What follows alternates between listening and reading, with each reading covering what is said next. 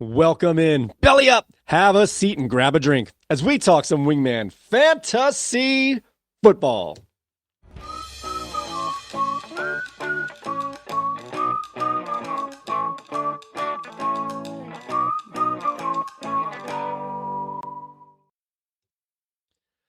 Welcome into another edition of Wingman Fantasy Football, the League Podcast. I'm your host, Michael Furley, and as always, I'd like to thank all of you, or any of you who may be watching or listening to today's show. This is episode 114, a Week 9 preview. And it is my great pleasure to welcome into the bar Mr. Bernie, a.k.a. Team B. I'm Cuban B. Yes, Cuban B. How are you doing tonight, Bernie? I am one bag of fun-sized Skittles away from type 2 diabetes. Oh my gosh. Oh, definitely get that checked out as soon as you can.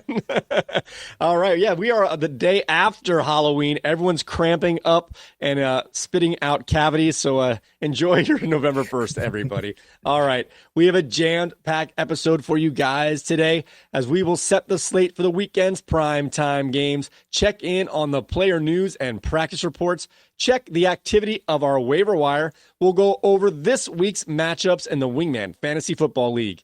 We're also going to see who's on top of the newest power rankings, and we also have our starts of the week. We have another lovely installment of a fourth and long with Bernie, and we will dive into our mailbag. But before we do any of that, before we get any further along, let's make sure that everybody is in the room. Wingmen assemble!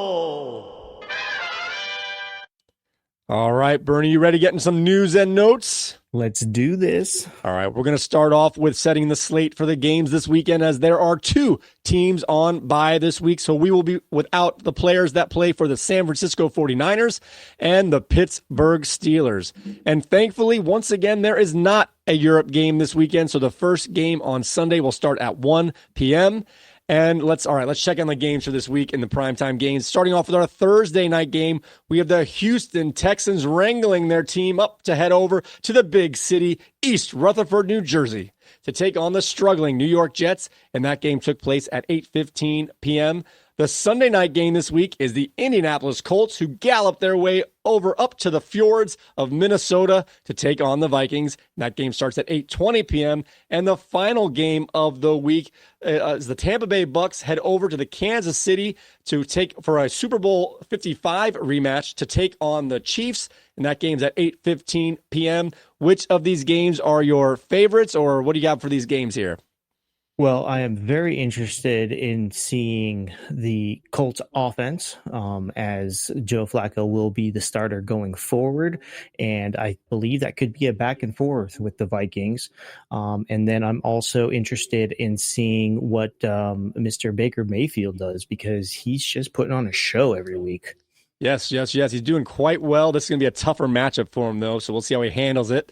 Yep. All right. On Thursday night, starting off the week, we had 6 players in our managers' lineups, as Waddle Away had 2 players in his lineup, as he had Joe Mixon and Devontae Adams going up in his lineup, and that is a spooky combination. Cubert's Rage had Kai May Fairbairn for a Fairbairn stare. Care Bears, stare!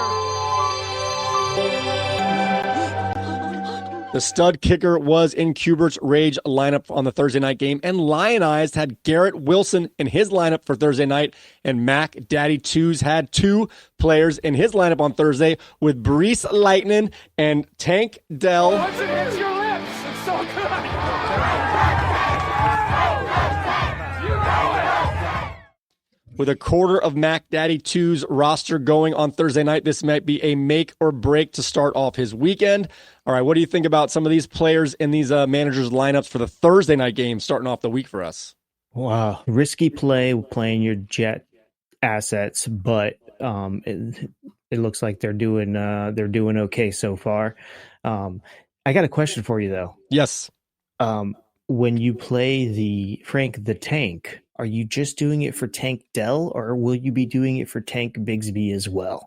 I did it for Tank Bigsby a couple weeks ago. I made it for That's Tank what I Dell. thought.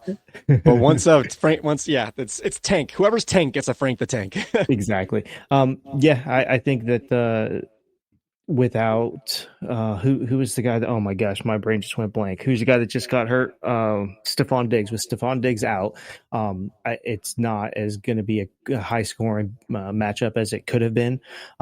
So it's not as exciting of a game. All right, let's now check in on the player news and practice reports. Starting off with players that were supposed to be in the game on Thursday night, Allen Lazard was placed on the IR with a chest injury.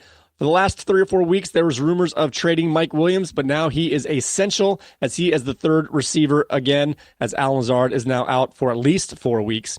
TJ Hawkinson has been logging in full practices, and he's expected to make his season debut for the Vikings on Sunday night against the Colts.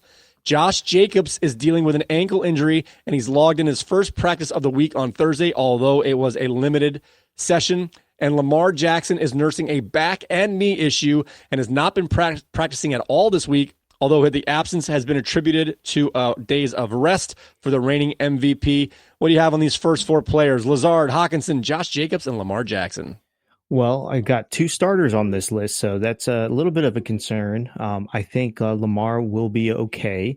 They are coming off a loss, though, so I don't know how that is going to hamper it. Josh Jacobs, he just started to get rolling, so that I would be a little bit worried there. The other 2, I don't think anybody's actually rostering them. Garrett Wilson is going to be doing fine. Devontae Adams will do fine without Lazard as well. But Hawkinson, I could see Hawkinson throwing a wrinkle in the target shares of everybody else on that Minnesota Vikings. So, of course, as a Josh Jacobs manager here, I was watching that Green Bay game on Sunday, and they had the nice long pass at the end of the game to Jaden Reed to get him into field goal range. Yeah. And then after that, they were just kind of run the ball, seeing how much time they could take off and get themselves set up because a field goal was going to win it at the buzzer.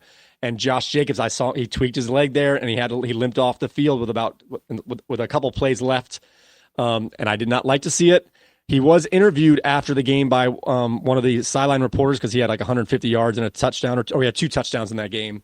Right. He wasn't grimacing during the talking, but he did kind of, as the camera kind of pans away, he did turn around and kind of look a little stiff. So right. I don't like seeing that. And they've also got a very tough run matchup against Detroit this week. So a combination of being a little banged up and a tough matchup is making me terrified for Josh Jacobs for this weekend. Yeah, that's going to be tough, yeah. All right, now our next group of players here. Puka Nacua reportedly suffered a knee injury during Thursday's practice and is now listed as questionable for Week 9. This is the opposite knee that landed him on the IR earlier in the season.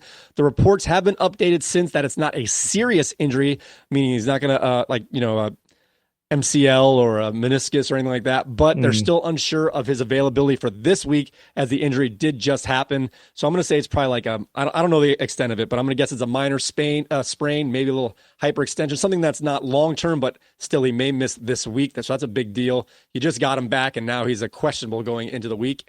And Derek Carr has been returning to practice in a limited capacity, but all indications are that he's heading for a return back to the starting lineup for Week 9 against the Carolina Panthers in a juicy matchup. And DK Metcalf is still not practicing as he tends to an MCL sprain in his knee. All right, we got Puka Nacua with a new injury, Derek Carr trying to get back, and DK Metcalf still not practicing after his injury from a week and a half ago. Yeah, Puka, all 3 of these are big time things going on here. Puka does make Matt Stafford and that whole offense better. He's not the best piece, but he is a big part of that puzzle. Derek Carr, he makes that offense, period.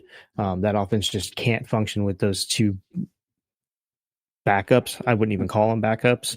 On that team. And then DK, we saw what happened last week. They just couldn't get the running game going.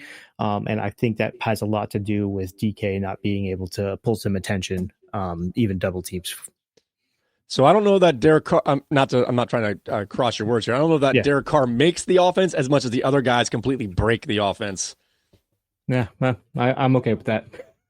And DK Metcalf, I don't think he's going to play again. These MCL sprains are usually like 1 to 4 week injuries.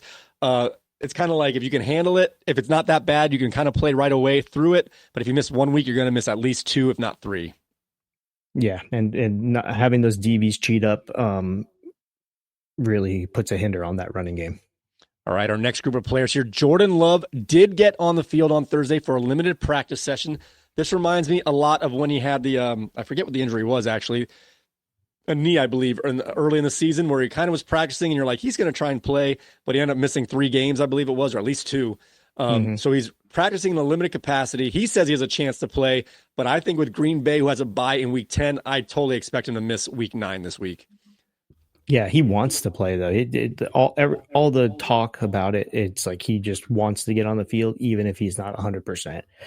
Which I don't think is a good idea because the backup is completely competent to give Detroit a back and forth shootout. Yeah, I think with obviously Love's different. Love gets bigger bonuses, but he also makes more mistakes right now. He's throwing a lot of interceptions. Malik Willis is a game manager, but since they were able to go, I think 2-1 or was it 2-0 with Malik Willis, that just shows that there's no reason to take the chance and hurt him for a longer term injury. Exactly, and Detroit's just going to beat them anyway, so you might as well just sit this one out. There you go. Brian Thomas Jr., who left the game early in the last week with a chest injury. It was reported he might miss 2 to 4 weeks, but he's practicing in a limited capacity, and it looks like he might get a chance to play this week. But he's questionable, and it's going to be, I don't know if it's a pain tolerance or whatever, but definitely don't assume he's playing. Check those inactive reports on the wingmanfantasyfootball.com page, and you'll know 90 minutes before the start of his game if he's actually in or out. Let's see. And Juju Smith-Schuster has yet to return to the practice field. Like that hamstring injury looked pretty bad when he limped off in the early part of a couple of games ago. I'm expecting to miss at least 1 or 2 more games. We'll stop right there. We talked about Jordan Love already, but Brian Thomas and Juju Smith-Schuster, a couple of receivers who may play, and Juju Smith-Schuster might be out for a week or 2 longer. Yeah, Brian Thomas is the bigger loss out of those two. Juju is a big loss, but they've with Hopkins will slowly start to come on. He came on a little bit last week, so he'll be a little bit better this week coming up. But Brian Thomas, there really isn't too much more going on. He's a big part, but I think the youth aspect of it. These guys are freak athletes with really good genetics, so him healing a little bit quicker than expected is completely possible. All right, now looking at a quarterback who got into the concussion protocol, Drake May is moving through the concussion protocol at a solid pace. He's logged 2 limited practice sessions, which is good, but no guarantee. This Friday practice availability is going to be key for his chance to play this week without missing any time. So that is going to be and who are they playing? I wrote the wrong thing down here. Tennessee. So that's a tough matchup defensively wise. Like I said, if you recall last season, most of the guys who got concussions missed at least 1 week, and then all of a sudden, whatever week it was, week 8, 9, 10, a lot of players stopped missing weeks. I don't know if guys just handled it better, if it was coincidence, or the NFL's like, we got to stop having guys miss games. But it was a crazy turn. Now that we had Marvin Harrison make it back in 1 week, Drake May is trending towards an opportunity to make it back this week. It's all going to come down to these last 2 days of practice.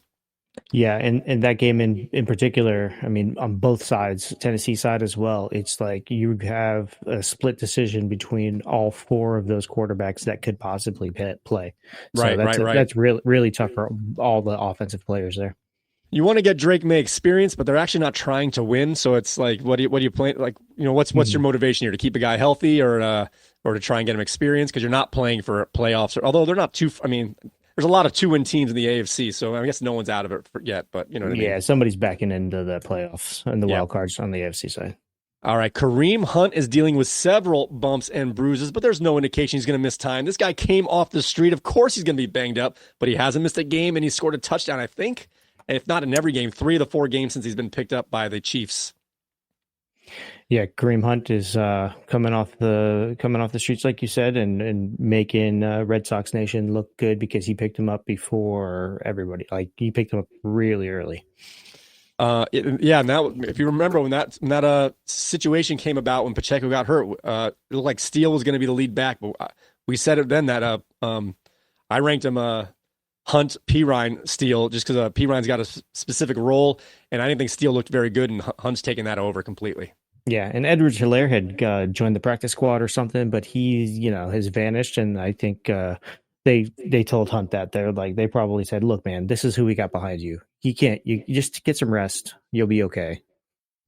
Yep. All right, we have Tony Pollard, who's had a really nice season actually, especially being how well he's doing for the Titans, who as a team is not doing well, but he has not practiced yet this week, leaving a little bit of concern regarding his availability for week 9. So Fantastics definitely keep an eye on Tony Pollard. Pardon me. Joe Flacco is going to be the starter for the Colts, and the way they're phrasing it, that he is going to be the starter going forward, pending any health or change of that regard there. But this is not a 1 or 2 week situation to let Richardson catch back up. Flacco is going to man the helm for the rest of the season for the Colts, and that's actually good news to all Colts offensive players, including your man, Jonathan Taylor, as he's going to get a lot more checkdowns and a lot more running opportunities that are more stylized and ready for him, as opposed to just scrambles and random plays. Yeah, for sure. Flacco is a seasoned vet, and I have a lot of confidence that he's going to make the right decisions. Also, on that note, on that game, they're playing Minnesota, and I know everybody's touting Minnesota's defense with that guy that didn't like Tua. I don't want to say his name, but if you look at Minnesota's record, the teams that have gone good up against his defense are the teams with veteran quarterbacks. So I think those vets kind of see it coming, and he's not really confusing them as much as the other younger guys. All right. Bryce Young is going to make his second consecutive start as for the Panthers, as Andy Dalton is still recovering from that thumb injury that he sustained during a car accident. This is the opposite of the Joe Flacco style here. Bryce Young is going to make the start, but they are not saying he's starting going forward. He's merely the backup now and starting until Andy Dalton is ready to play. They're going to reassess after this week. So if Bryce Young shows out, he has a chance to get the job back, but it's not going to be given to him just based on his draft capital for the team. Yeah, with Bryce Young, it's like you said, the exact mirror image of what's going on in Indy. But I think, obviously, I don't want to say anything ill or bad about any of these players because I don't know them. But it just seems like Bryce might be a little bit more humble about his whole situation as opposed to Anthony Richardson. Okay, fair enough. Tyrone Tracy, another player who is in the concussion protocol, is moving through quite well as well as he's already logged in a full participation in regards to practice, making way that he is more of a light. I mean, he has to be cleared. Obviously, there's steps to take, but first is get your activity up before they clear you. Things are looking good. Tyrone Tracy may be available for week 9. I'm going to say I'm expecting him to be available for week 9. Is that someone you're looking to start? He's been playing very well. It's just been a circumstantial play for you getting him on the field. No, unfortunately, I want him to take another week off. I want him to get fully healthy for 2 reasons. One, I don't need him right now. I've got enough running backs that have good matchups that I'll be okay. And I have the Washington defense playing against New York, so I don't want him to have a big game. And I don't want him to play and not have a big game because then they might bench him. So I want him to come back in week 10. That would be great for me. Thanks, Tyrone. Another rookie running back, Jonathan Brooks, has been had his 21-day window open. I'm not sure exactly how long ago, maybe 13 days or so, as a return from the NFI list. But his practice has been ramping up, as this week he is putting in full practices back to back as he inches closer to being activated to the active roster from the NFI list. And the Panthers have until next Wednesday to activate Brooks, or he'll be out for the rest of the season. But it seems obvious that he'll either be activated for week 9 or week 10 at the latest. This is bolstering Cubert's Rage already stacked team, as he has a rookie running back who might take him home in the second and the last quarter of the season here.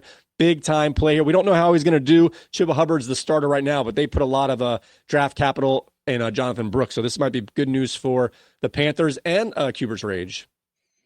Yeah, for sure. Stud. I would start him as soon as he gets the go. Yeah? You want to wait to see how they break it up between him and Hubbard? No, I think that he's that much of a stud. I think they'll know within the first couple series that this is the guy that needs to be in. Well, like when these guys have this long 21-day practice window, they're being evaluated that whole time. They're not he's been practicing for 2 weeks now. So when he gets in, he's going to be relatively ready to go, football shape wise. Exactly. And obviously it depends on the matchup, depends on who else Qbert Rage has on his team and their matchups. But if it's a good matchup, I would start him. All right, guys, it is now time. Oh, okay. Sorry. It is now time to check in on the waiver wire activity for the Wingman Fantasy Football League. This time around, we had 5 waiver bids this week for 5 different NFL players, which means 0 players received multiple bids. This happens every once in a while. Last week, we had 14 bids. It gets busy, so you think it's going to be busy, and then the next week, people either are just tired or they've already filled up their roster with good players. So there wasn't a lot of action. Before we get into the actual players, what do you think about the less activity this week on the waiver wire? I think it was one of those things where there weren't a ton of running backs available. The wide receivers that were available weren't like really crazy go-to big names. I think they were good, but they weren't big names. And, some people, crazy fish, spend all their money. So, what can you do? All right. This player, Qbert's Rage, try to get 3 different receivers last week. He settled for Rashad Bateman, but he dropped Bateman for this pickup. Cedric Tillman went for $21. We thought he was going to be the highest price pickup, but no one else made a waiver claim. He could have got this guy for nothing.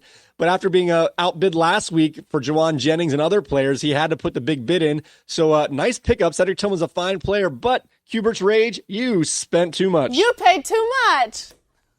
All right, another player got picked up. Derek Carr went to Ben's Brilliant team for $10. Don't mind the pickup here, but there were 5 other quarterbacks in that range, and he spent $10. And again, there were no other bids for Derek Carr. You paid too much.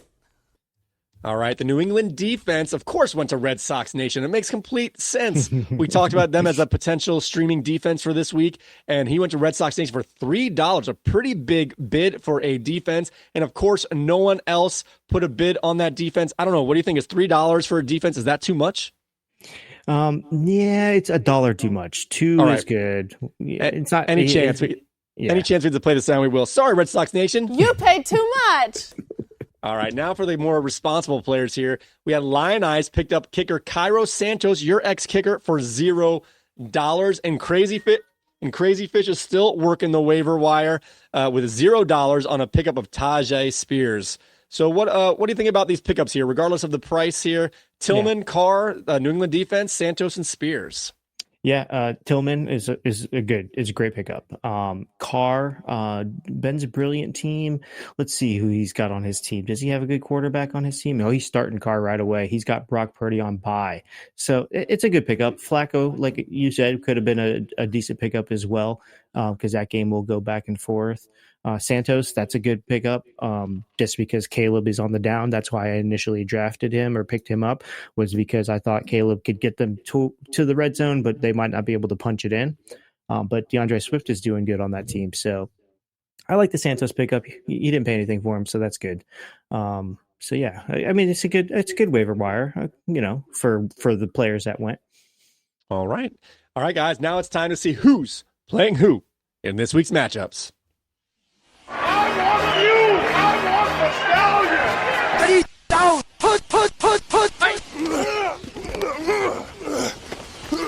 This week's matchup.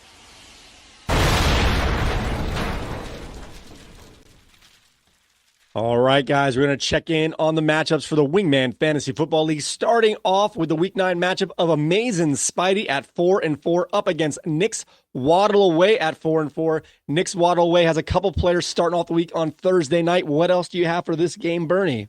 Well, the projection hasn't changed with some of these Thursday night games that are currently players that are currently playing. But as far as this goes, it doesn't look like he changed his lineup too much from last week. So I'd be concerned. It's not National Tight Ends Day. So Pitts and Kincaid, I don't know if you need 2 tight ends playing. Stafford has got a concern with Nakua not being there. And then on the other side, Ridley is up at the top of the roller coaster right now, so I don't know if he's going to drop or is he going to do a loop-de-loop. I don't know what's going on there, but it looks like it's an even matchup, honestly. In terms of the starting lineup, I'm kind of all over the place. Mm-hmm. I don't want Jacobs to miss. He's been great, but I almost want him to miss because the matchup's bad. And it's like I'm looking at that bright red bad matchup, and I want to try and move things around, but he's too good of a player, so I kind of want the decision made for me, if you will. Yeah, I totally. That's what my problem with Tracy is. So yeah, I totally understand that. All right, our next game on the docket for this upcoming week is Bernie's Team B at 4-4 up against Reggie's Lion Eyes, who's turned his season around at 2-6 and on a 2-game winning streak. What do you have for this matchup close to your heart? Listen to this bright eyes over here. Garrett Wilson got his second touchdown while I was watching. They called him pushed out of the back of the end zone. They reviewed it, and his shin was in, so they called it a touchdown. So I'm not looking good at this moment, but the rest of his team looks good. He does have Lamar, so Lamar's got that questionable. He does have Brian Thomas Jr. that has a questionable tag. So, this could go either way. He's also starting a tight end in Mr. Brock Bowers. He might do good because he didn't do good last week as far as National Tight Ends Day. And on the other side, I'm looking good. I'm looking stacked, if I would say that. All of my players seem to be healthy. Kamara, if he's got a cube, but if Derek Carr plays, that's a bump up. Just like when Flacco plays, that's a bump up for Taylor. So I'm looking confident, but this Garrett Wilson thing sucks. So I'm glancing at the score here, and the Jets only have 14 points. So he's got both their scores tonight? He does. Oh, man. Very efficient day for Garrett Wilson in terms of the scoring for that particular NFL game. All right, let's move along to our next game. A battle of two teams near the top of their division. I think at the top of their divisions. Yes, Alex, they took our jobs at 5-3 up against Jimerson's Red Sox Nation at 5-3. This is a big matchup of some heavy hitters. What do you have on this game? Oh, yeah, for sure. This might be a quarterback bonanza over here. Josh Allen on one side going against Miami, and Jalen Hurts on the other side going against Jacksonville. So they're gonna stick it to these Florida teams. It looks like that these New England area teams are they're gonna basically poop on us. It doesn't look good. So the rest of the squads, though, I would probably lean towards Alex just because he's got Henry and he's got Barkley playing against Jacksonville. He's got Sweet Feet Connors going. He's got some good running backs. So this would be running backs versus wide receivers. The returning champ has always won with good wide receivers. So I'm going to flop. I'm going to say that Red Sox Nation is going to take this. Okay. So I was thinking about this as you were going. A little teaser. We didn't put this in our Wingman Jam, but a potential Wingman Jam. Who would have more rushing touchdowns?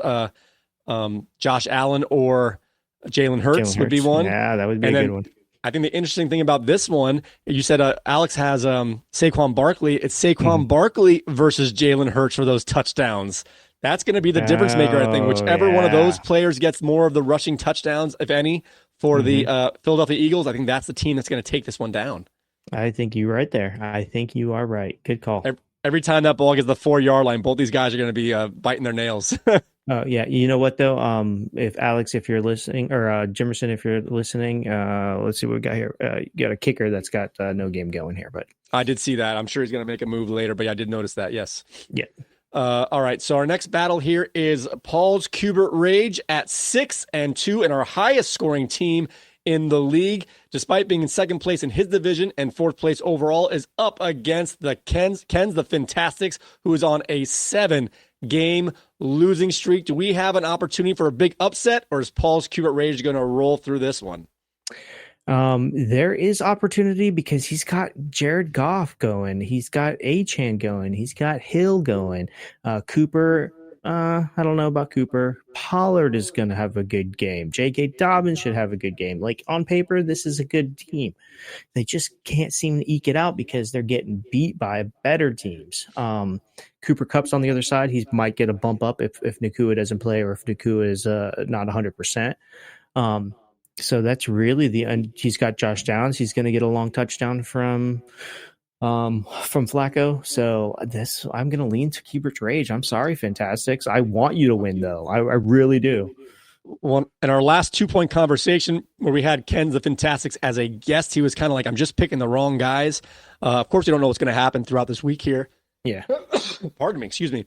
But he already started off with, I think what's a good play just based on the score of the NFL game. He sat CJ Stroud this week to put in Jared Goff, and I don't think CJ Stroud he can't have any good points because the only score for the Texans has been Mixon.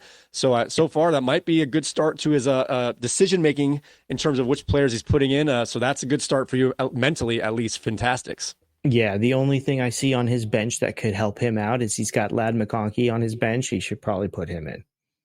All right, our next battle here is Andrew's Crazy Fish at 4-4 up against Corey's Mac Daddy 2s, our number one team in terms of record, number 2 or 3 in points. He's at 7-1 on a 4-game winning streak. Is he going to keep this going and get our longest winning streak of the season at 5, or is Crazy Fish going to stop him at 4? No, I think he's going to keep going. He's got Caleb in, though. I think he should play Bo Nix, honestly. That Baltimore defense is not doing anything, or that secondary is not doing anything. So that's the only real big thing I see. He's missing out on some points, but let me look at this other side here. There's really Madison on the other side is my only concern, I would say. So I would lean towards Crazy Fish. I'm sorry, I'd lean towards Mac Daddy 2s, but Caleb might throw a wrench in that. Yeah, I wonder if he would. I mean, you have to wait to see if he's active. I wonder if he would switch to Drake May here because he's sticking with Caleb Williams, and his team is so good everywhere else that he's able to absorb the few the half and half bad games for Caleb Williams. Yeah, why would you not put in Bo Nix? Bo Nix is playing lights out at the moment. I think Bo Nix is going to be stifled quite a bit this week against Baltimore. I know their secondary is giving up points only because they're getting up to big leads. But I don't think Bo Nix is a pure passer who can take advantage of that. He needs to run, and he's going to get cracked a couple times in this game and be shell-shocked, I think. Oh, man. Let me just read 15 points, 12 points, 19 points, a dud game of 6 points, 23 points, 22 points, 14 points, 29 points. I mean, he's solid. Yeah, no, I don't disagree. His season's been good, but I think the matchup is a tough one. Well, we'll see what he does. We'll see what he does. We'll see what he does. Fair enough. We got to change our Wingman Jam here. All right, our last battle on the docket here is Katie's King George. Her top 2 players have been hurt. She hasn't had Christian McCaffrey all season. He might be coming back. And Mike Evans is also out for the next 2 or 3 more weeks. So she's just trying to hold on and survive until she gets her players back. She's at 2-6 up against Ben's brilliant team, who's one of the lower scoring teams in the league. He's at 4-4. So this might be a close battle. I'm not sure what they have in terms of bye weeks or not. What do you have on this game? Yeah, well, it looks like Brock Purdy's on bye for Ben's brilliant team, so he's putting Derek Carr into the lineup right away. So hopefully Derek gets the start and he's good to go there. But he does have Nakua and Bigsby in, and he's got Gabe Davis. He needs to drop Gabe Davis. Time to go. And he's got Justice Hill. So he doesn't really have too much going on his bench. So he's playing, I think, his best lineup, which might not be good enough for King George. King George got Olave healthy, has Judy with a new quarterback, and he's just got consistent players over here. So I'm leaning to Katie on this one, leaning to King George. So on a side note here, she has Jordan Love, who's questionable, and I think he's not going to play. So she's going to go with Sam Darnold. I tried to take advantage of the fact that she was losing a quarterback until I saw that she had Darnold with a plus matchup. I tried to offer a trade. I was going to trade her Tua Tagovailoa and who else? And Javonte Williams. So I was going to give her 2 starters potentially because she's kind of got random players in there. They could have good games for sure. And I was going to try and get Mike Evans while he was still out to improve I need help in the receiver corner. I'll take it whenever it comes available. She did reject the call here. I think if she didn't have Darnold, I would have had a chance to maybe pull that off. But with Darnold in a plus matchup, there's no need to give up one of her better players. Yeah. No, I agree with that. I think as soon as I drop Justin Fields, though, she might pick him up. So okay, just to sit as a maybe. Yeah. All right, guys, it is now time to check in on our updated power rankings.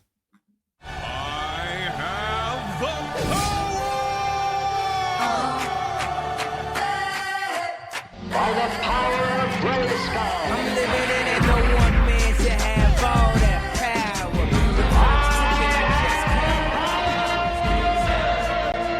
Wingman Power Rankings. All right, let's take a look at our updated power rankings. Ben's brilliant team is still holding on at the basement. which is why I think King George has a chance for the upset here. Crazy Fish has maintained the 11th spot here. Cubert's Rage has fallen one spot from 9 to 10.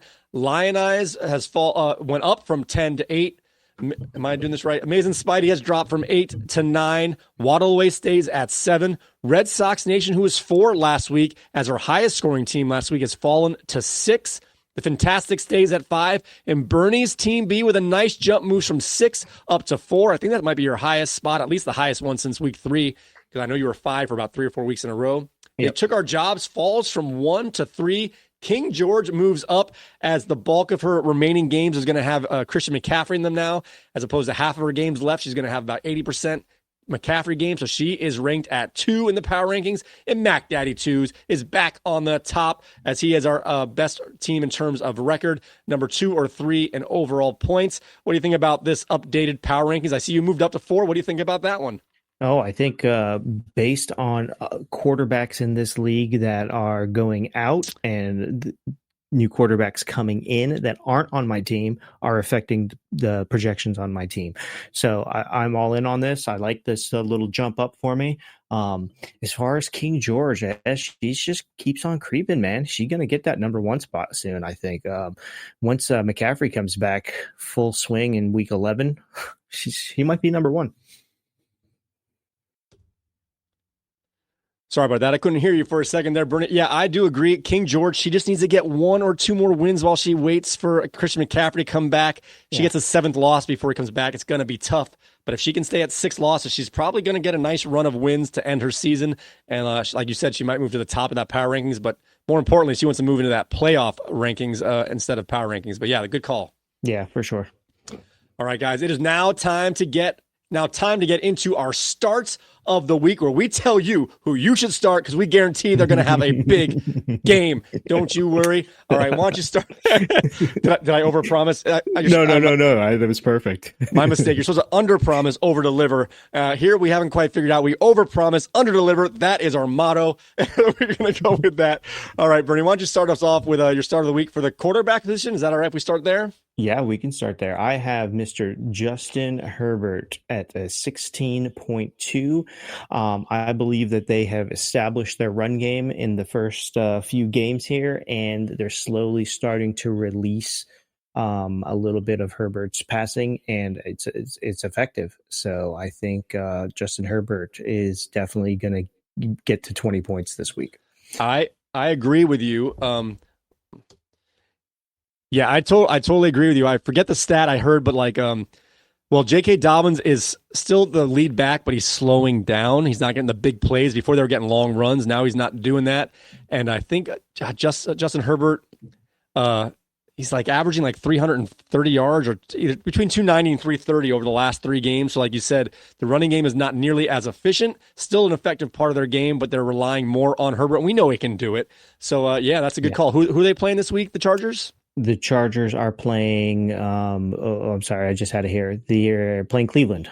Oh, that's a tough defense, but that might be a shootout game. They might have to score to keep up with Jameis Winston. Yeah, exactly. And Cleveland has a really good run stop defense. Their secondary isn't as good as that. They're not bad, but they're not as good as their run stop. Gotcha. So you might like this or not, because I got one of your players on my list here. So that's going to make you feel good, but also make you very worried with our success rate being what it is. I've got Kirk Cousins up against the Dallas Cowboys. The Dallas Cowboys give up the 6th most points to the quarterback position. And let's see, they've given up 24 or more points to the quarterback in 4 of the last 6 games. The only 2 players not to hit that 24-point mark is Justin Fields and Daniel Jones. So if you've got a competent quarterback against the Cowboys, you are set to have a good game. And Kirk Cousins, even though he's been up and down in stats, that's just based upon how the team is scoring. Sometimes they score a lot of rushing touchdowns, but he's going to get a lot of yards this week, and I think he's going to get at least 2 passing touchdowns against those Cowboys. Kirk Cousins is my quarterback, start of the week. I don't disagree with you there. He is starting for me this week, and I think that, I don't disagree. Everything you said is on point there. All right. Oh, no. What just happened? I don't know. What just happened? I got to make a break here real quick. So Devontae Adams left the game questionable. I thought he was done, but he scored a buzzer touchdown here. and now he has 20 points, Devontae Adams. Oh, no. He had 8 points. I thought his day was over, said he left the game, and there's only 5 minutes left. He came back in and scored a touchdown. Oh, no. Yeah. Devontae Adams. All right. Sorry about that. That's okay. All right. Who do you have for your running back start of the week? Oh, my gosh. That killed me. I shouldn't have looked. The running back start of the week for me is going to be Mr. Tony Pollard. He is projected at 11.6 points, and he is going up against the New England defense. So Tennessee right now, really, what else do they have? So that's really my go-to here. They don't have a big passing game plan. They don't even know who the quarterback is going to be as of right now. So I think against the New England defense, Tony Pollard can put up some yardage and maybe a touchdown. So I'm going to say, maybe 85 yards and a touchdown and a couple of passes. Sounds good. So that's the second straight week you've had a Fantastics player as your running back start of the week. Last week worked out. Let's hope it works out again for Fantastics. All right. My start of the week, once again, is one of your players, Alvin Kamara, versus the Carolina Panthers, who give up the most points to the running back position. And we know Kamara is the engine for that team. And with the softer matchup, I'm expecting to have a very strong game. I think they might have a good passing day too here. But I think with Derek Carr coming off injury, they're going to lean on the running game. As long as Kamara can make it through the game, health-wise, he's going to have a strong day. Alvin Kamara is my running back start of the week. Oh, I like it. And I like it because he does catch out of the backfield. The only thing worries me about that start of the week is the coach. So we'll see how that goes with what the play call is going to be there. Okay, so for my wide receiver start of the week is somebody that just got picked up off the waiver wires and is on somebody's bench, so he needs to put him in the starting lineup, Mr. Cade Otton. That's right, I said it, Cade Otton. I picked a tight end as my start of the week, even though I have been staying clear of tight ends all year so far. There isn't anything else to throw to. It's a Monday night primetime game. It's Baker Mayfield. He's going to be the go-to. He's only projected at 7.6 points, and he can easily double that 7.6. So this is one of their tougher matchups, but it almost seems like, I don't, knock on wood here. It seems like Baker Mayfield is pretty matchup proof so far. But it's like I said, with that diminishing receiver core, it's going to be Otton or nothing kind of thing. So if he can get his numbers, it's going to be 80% Otton, give or take. Exactly. And based on Yahoo's stats here, which I think they pull it from Roto, KC is projected at the second worst or second best defenses for tight ends. All right, my start of the week at the wide receiver position. I always pick the secondary player on a good matchup. I don't know why I do it. I should go with Josh Downs, but no, I'm going to go for Michael Pittman Jr. against the Minnesota Vikings, who give up the most points to the wide receivers this year.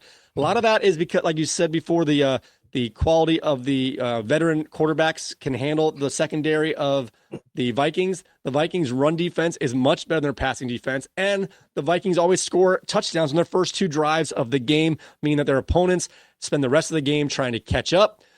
Michael Pittman, I think Downs is poised to have a better day, but we're going to go with Michael Pittman Jr. to come off the mat here. I think he's going to overperform his projection by far. Flacco's going to, do very well in this game, or at least he's set up to. Michael Pittman Jr. is my wide receiver start of the week. I don't disagree with that, but I think that the blitz is going to be coming for Flacco. So I think Alec Pierce might have a better day than Pittman Jr. So I think it'll be Josh Downs and then Pierce and then Pittman Jr. But I think all three will have good games. But I think it's going to go in that order as far as target share goes. Okay. All right. Yeah. Like I said, the matchup is just really good. The offense for the Vikings are going to force the Colts to score. So all these guys have a chance. I'm just putting my flag in the dirt here for Pittman, and let's hope it works out. Yeah, for sure. I'm all for it. All right, guys. It is now time for your favorite Friday morning segment and mine. It is time for Fourth and Long with Bernie. This measurement could determine the Giants' It is season. time for Fourth and Long With Bernie. Good Good evening, ladies and gentlemen. Lock your doors, check under your beds, and whatever you do, don't turn off that podcast app. This is Monsters of the Midway, where we turn your favorite NFL stars into creatures that go bump in the night. And trust me, after this episode, you'll never look at that QB sneak the same way again. I'm Bernie, and if you're wondering why I'm talking about monsters in football, well, have you seen Nick Chubb's quad muscle? That's scarier than any horror movie I've watched this year. Tonight, we're breaking down 6 of the NFL's most supernatural stars. And before you ask, no, I'm not talking about whatever Bill Belichick keeps in that hoodie of his. That's a mystery for another episode. First up, the immortal vampire himself, Tom Brady. Like any good vampire, Brady seems to feed off of doubters to stay eternally young. He's basically Dracula with a quarterback rating. Think about it. He played for 23 seasons, won 7 Super Bowl rings, and somehow got better with age. Regular humans peak at 35, but Brady was still out there at 45 picking apart defenses like they were his next meal. And like any true vampire, he only seemed to grow stronger in the darkness of the primetime games. Now, speaking of supernatural beings, have you seen Devonta Smith? They call him the Slim Reaper for good reason. He's a skeleton. In shoulder pads, he's out there rattling defensive backs' bones. At 170 pounds soaking wet, Smith looks like he just rose from a football graveyard, but try catching him if you can. Like any good skeleton, he's got a knack for slipping through the tiniest holes in coverage. Those bony hands, they're catching everything thrown his way. All right. Now, we all know the classic monsters, right? So there's one that everybody loves. Now, if we're talking football monsters, we've got to mention Derrick Henry. And who's Derrick Henry? He's the Frankenstein's monster of running backs. Dr. Frankenstein himself couldn't have built a more perfect specimen. 6'3", 247 pounds, with the speed of a wide receiver. The way he stiff-arms defenders, you think he was actually assembled from parts of the league's greatest players. Those poor defensive backs bouncing off him like lightning bugs. It's truly a horror show. Now, speaking of mad scientists, Mike McDaniel is out there in Miami cooking up offensive schemes that would make Dr. Jekyll blush. This mad scientist of the gridiron took the Dolphins' offense and turned it into his own personal laboratory. The way he combines speeds and precision, mixing Tyreek Hill and Jalen Waddle like volatile chemicals, pure genius.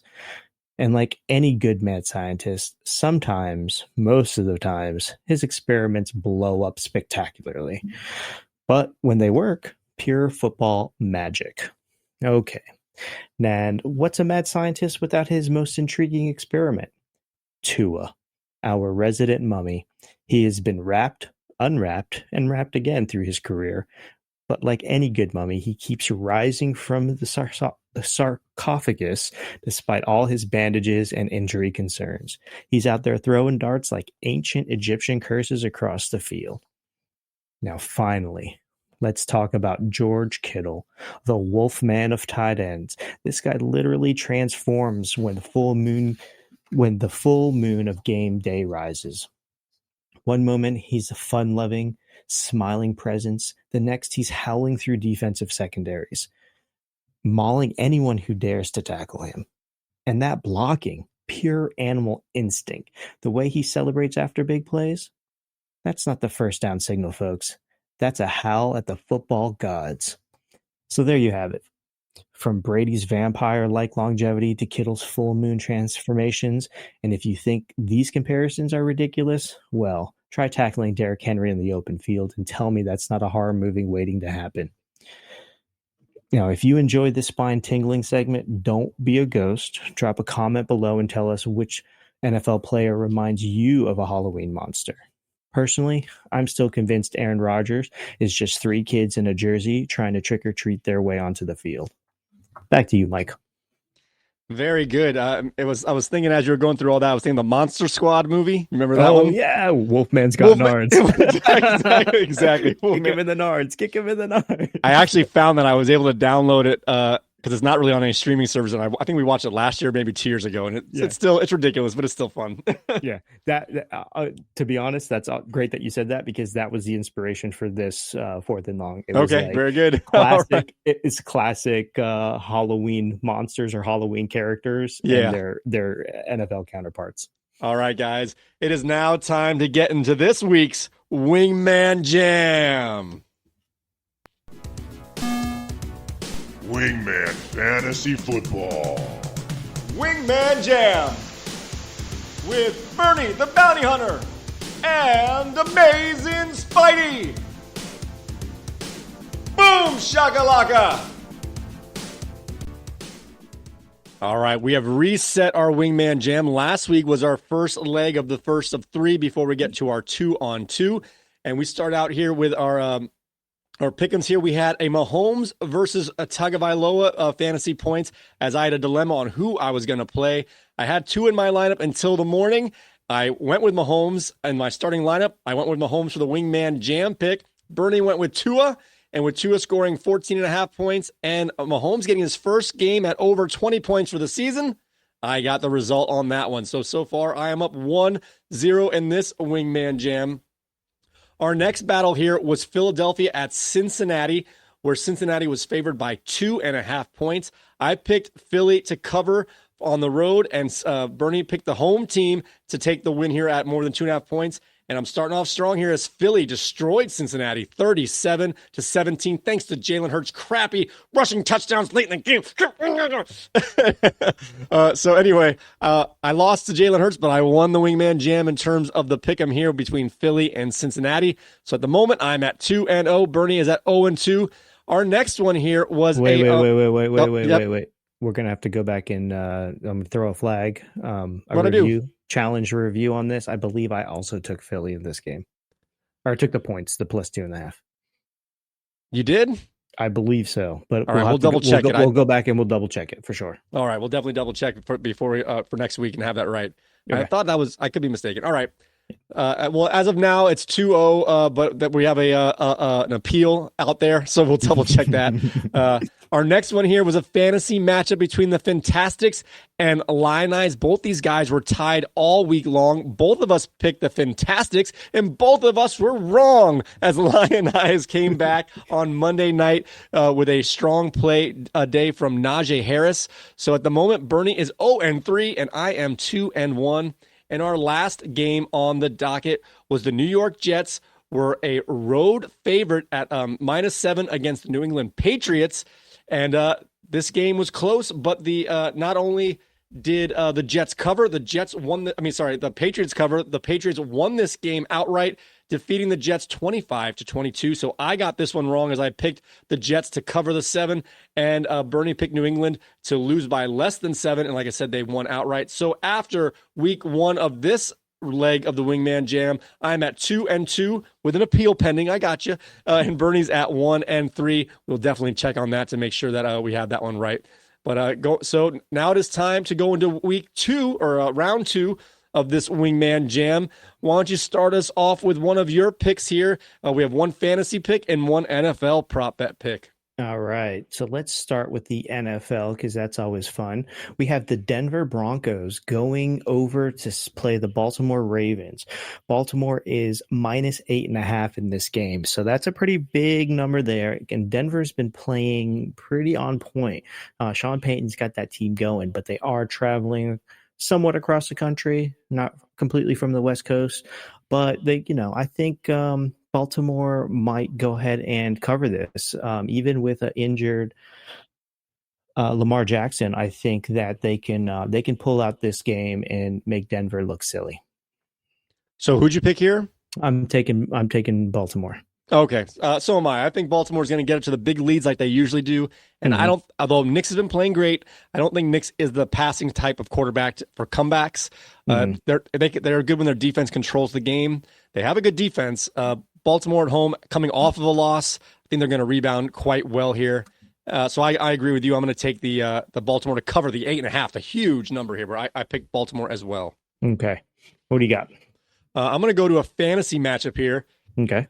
Coming off the heels of National Tight Ends Day, I'm going to pick a pair of tight ends. Both these guys are projected to get in the 10-point range. I've got Brock Bowers projected at 10.8 versus Trey McBride of Frankenstein, who's projected at 10.1. So we're going to do this as a straight pick 'em. I am going to pick Bowers to outscore McBride this week. I just like his matchup better and his overall, and both guys are involved quite a bit. But I'm going to take Bowers to outscore McBride this week. What do you have in this matchup? Do you have, and do you know who they're playing by chance? I can pull it up if not. Yeah, I don't have it memorized. That's okay. I got it here. I got this stuff. So you're taking Bowers, and I think Bowers might actually have a good game too, but McBride is just, he's on. He's really on. They're both great. They're both playing great. Yeah. Let's see here. Arizona. And they're both the first target for both these teams. Even though Harrison gets big games sometimes, McBride's the one who's consistently getting all the targets in the middle of the field.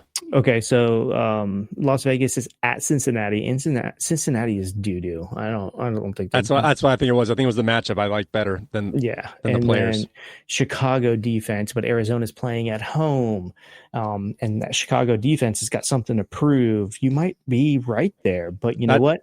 I'm going to take the home. I'm going to take the home guy. I'm going to take McBride. Okay, very good. Yeah, the strength of the Bears defense are their safeties and linebackers.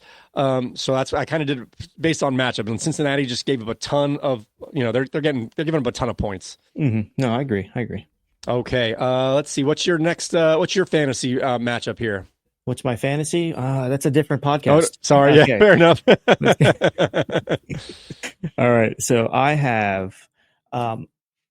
So we've got Kubert's Rage. He's a Buffalo fan.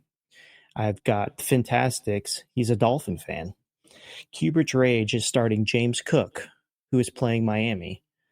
Fantastics is starting Devon Achane, who is playing Buffalo.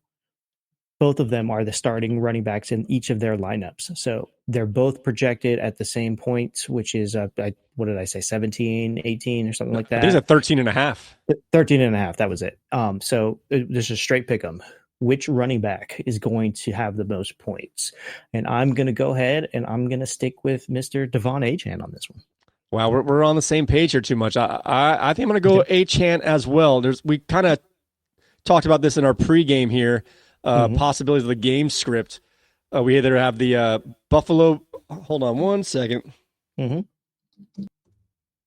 right, guys. Sorry about that little technical difficulty here. All right, so the way I'm looking at this is game script here. We have last time James Cook had 3 rushing touchdowns in the first half. I think if not, it was early in the second half. I think this game. I think Buffalo's going to dominate this game potentially, most likely, which means James Cook's going to be the one to either get him the lead or not, but Devon Achane's going to be the one who's going to get all the passing plays as they try and come back. So it's like if the Dolphins win by a lot, it's because of Achane, and if Dolphins lose by a lot, Achane's going to be the one getting the comeback mode. I think James Cook only has get the lead capacity here. I think Achane's got 2 ways to win, if you will. So I'm going to pick Achane as well. All right, there we go. So I got one more pick here. Is it me? Yes, sir. All right, I have New Orleans, who is favored by 7 on the road. A road favorite by 7 against Carolina. This one's hard because both these teams kind of stink, but and they're both giving up a lot of rushing yards right now. But I think that New Orleans, with their car coming back, they might just be able to handle this one. I'm going to pick New Orleans to cover the big number on the road. This might be a trap game for New Orleans, though. So Carolina is due up, just like the Jets. The Jets were due up. The Jets aren't supposed to win this game tonight. So 7. It's a big number. It's a huge number. It is. I'm going to go ahead and I'm going to take the points. I think Carolina can cover the 7. All right, just let's say it out loud here, but in case we have to go back to the tape here. Yep. I've got Bowers and the Bowers-McBride battle. I have New Orleans covering the big number on the road in Carolina. I have Achane against James Cook and heads up, and Baltimore to cover the big number at home. I think we're all the same except for the New Orleans game. And the Carolina. I think Carolina. That's a New Orleans, Carolina. That's the same game. Yeah. Oh, yeah. So we both picked back. Or you and McBride. You went different on that. You kind of agreed, but you picked McBride, correct? Yes, correct. I went right. McBride. So McBride and Carolina are our two different ones here. Okay. All right. We got that. We'll say that out loud there, and we'll go back and check the other one. Yeah. All right, guys. All right. So we have a couple different picks here. Right now, I'm one game up, if not tied. We'll let you know on our next show what the outcome of the appeal was. All right, guys. Now it is time to check in on our mailbag. You've got mail.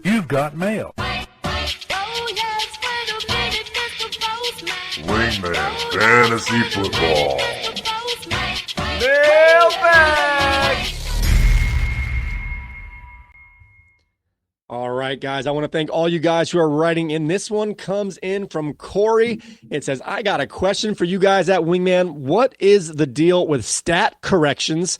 And he brought this up because in our chat during Sunday, I believe, Saber missed a kick, if I'm not mistaken, as he dragged his foot. He kicked the dirt before the ball and came up in the stats as a blocked kick for the Bears.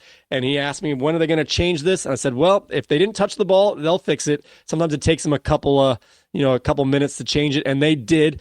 But in terms of other stat corrections, I see this all the time when a player or a quarterback is running to the line of scrimmage and gets tackled. Is it a 1 yard? Is it a 0 yard rush, or is it a 0 yard sack?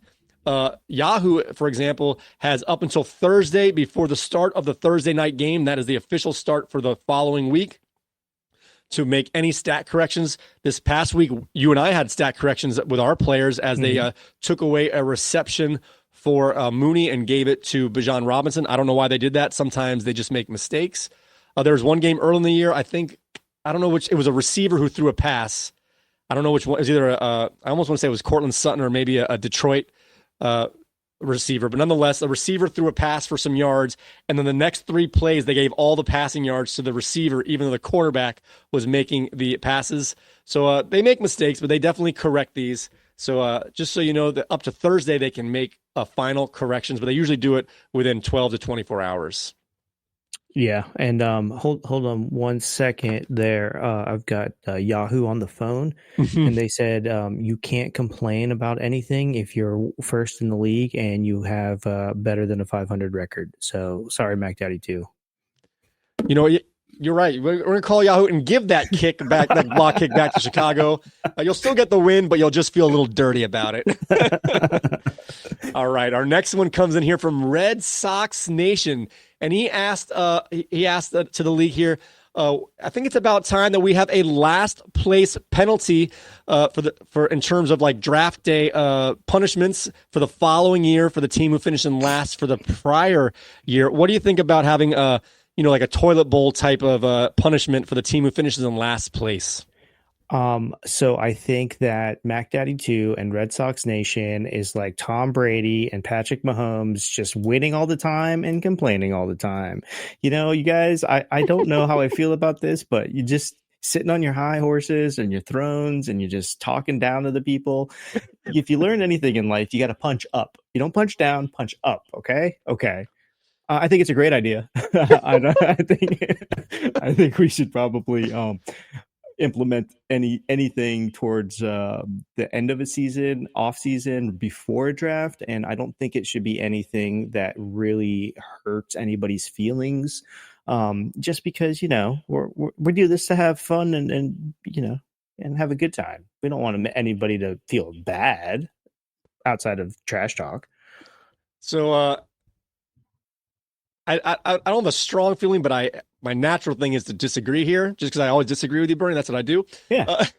No. So the thing is, usually you do these type of things to ensure that players that are losing stay engaged.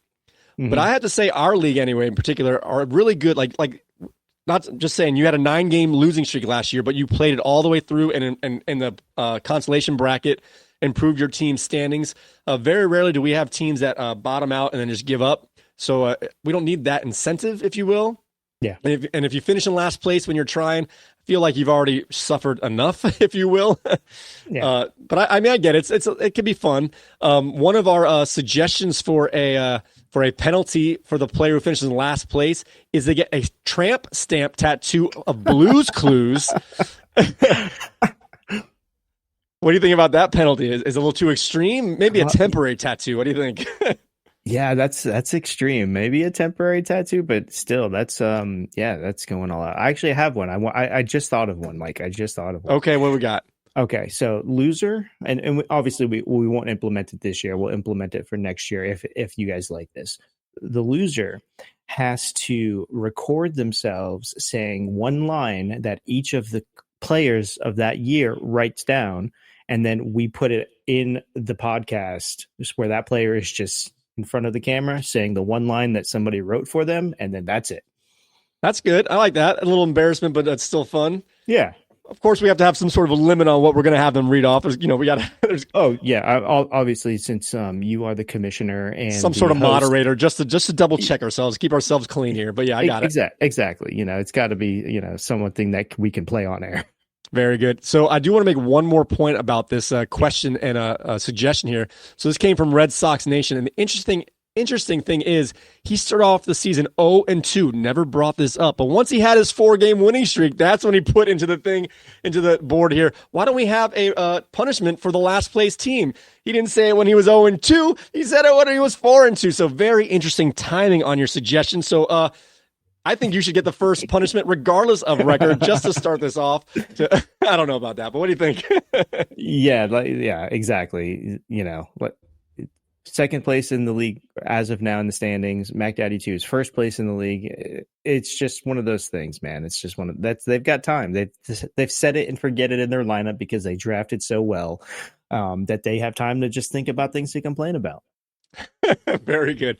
All right, guys. Thank you so very much for writing into this mailbag. Go ahead, keep those comments coming, those chats coming, and we'll get them into our next mailbag. And you'll see me and Bernie disagree again, as we like to do so very often. All right, guys. Thank you very much for watching. You can find all of our podcasts on Spotify, Apple Podcasts, TuneIn Radio, Amazon Music, and YouTube Music. If you want to find all of our video or audio feeds, they are stored up on our Wingman Entertainment site at wingmanentertainment.net/podcast.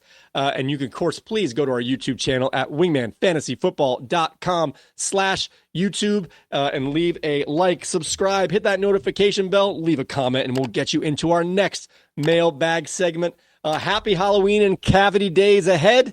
Spooky, spooky, spooky. Devontae Adams. All right, guys, with that being said, may your glasses be full, your mugs stay frosty. Keep your feet on the ground and keep reaching for the stars. All right, guys, we'll see you next time.